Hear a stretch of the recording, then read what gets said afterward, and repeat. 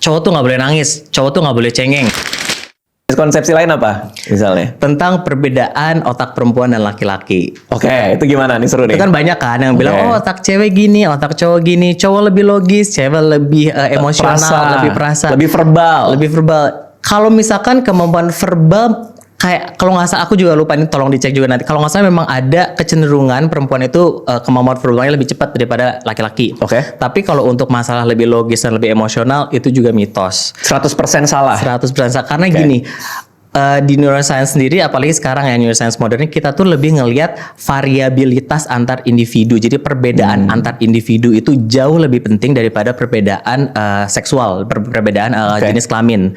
Jadi contohnya gini deh, misalkan ada orang, misalkan ada dua cewek ini misalkan kembar lah, taruh aja. Dia itu yang satu dibesarkan di keluarga yang super permisif, semuanya boleh segala macam, santai aja. Di satu lagi yang super strict. Itu juga kan akan membentuk bagaimana kepribadian mereka kan. Jadi yang di sini yang lebih penting itu adalah lingkungannya seperti apa, lalu akses pendidikan juga, akses kesehatan, semua itu lebih berpengaruh ke kepribadian seseorang daripada perkara jenis kelaminnya aja. Oke, artinya cowok lebih logis, cewek lebih perasa, itu 100% mitos. Itu mitos. Dan itu sebenarnya lebih sangat-sangat dipengaruhi sama budaya kan. Kayak di Indonesia deh, cowok nggak boleh nangis.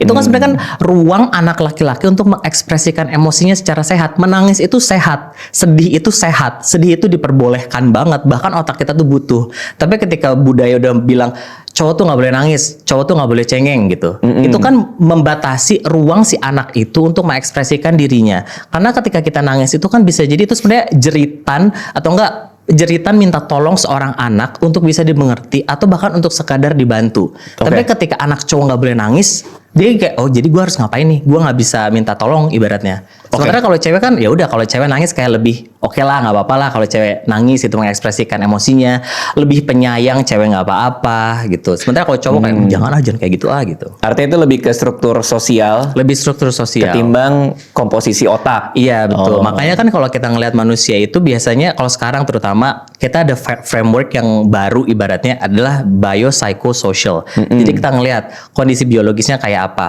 Karena kan setiap orang otaknya beda-beda nih. Jadi mau di jenis kelaminnya sama, kalau dua orang yang berbeda akan beda juga otaknya gitu. Dari mulai strukturnya pun akan ada perbedaan sedikit tergantung pengalaman yang dialami gitu kan, dan apa yang dia lakukan.